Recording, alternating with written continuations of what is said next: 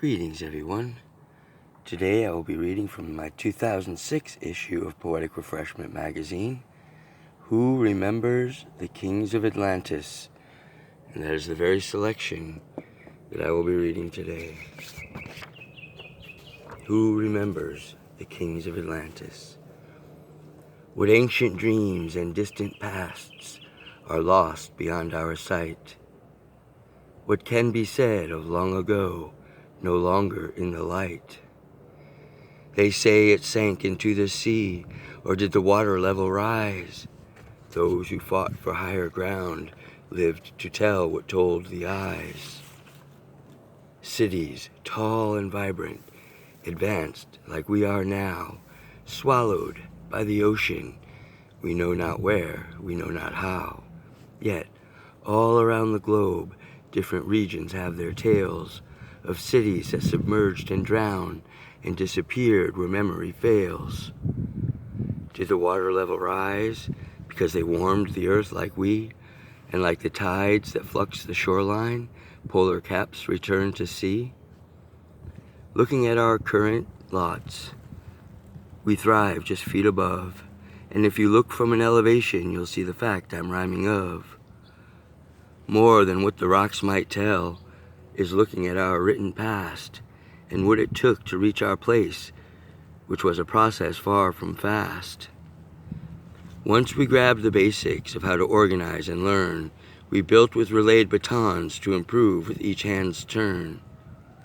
Oh, sweet living sons of God and daughters of our source, remember all our deity, and for the heavens chart a course. We are just as fragile as ever we have been, and just like T-Rex had its day, compare the fragile frames of men. There are creatures on this planet, dormant in their strength, or limited in numbers to be kept at proper length, which are far more apt to handle cold or consume a weaker man.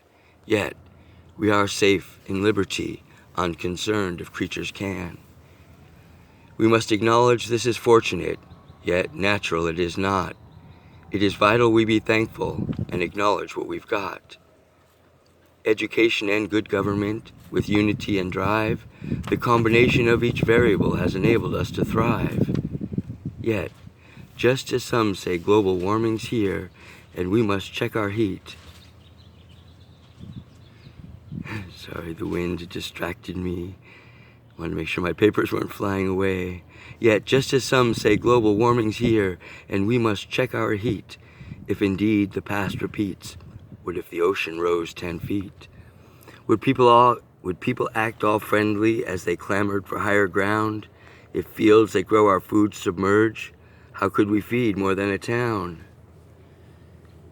If people flooded to the hills facing famine and disease, or, because of shifting currents, enduring winds that freeze, then, once again, like Babel, we'd lose all that we knew, and in just one generation, forget what we found true. This says Babylon in the text. I really meant Babel, but I don't know, autocorrect, what, brain freeze, I don't know. Then once again, like Babel, we'd lose all that we knew, and in just one generation, forget what we found true. The ability to communicate and be on the same page is the result of education gathered through our human age. We must keep our knowledge living and maintain our peaceful ways, so the sacred flame of life itself is adaptable and stays.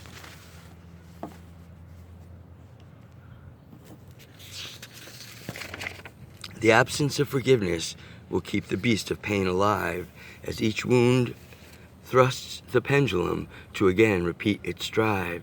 So gravity can hold it to keep momentum still.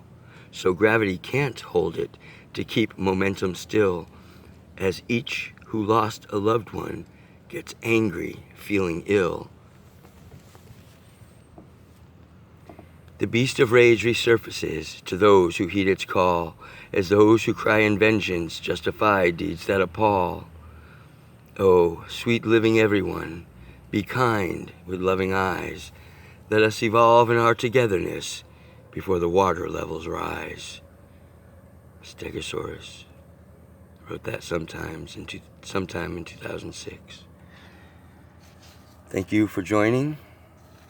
I hope that you enjoy these readings. Once again, this was from my 2006 issue of Poetic Refreshment Magazine. Who remembers the kings of Atlantis? And the answer, of course, would be nobody.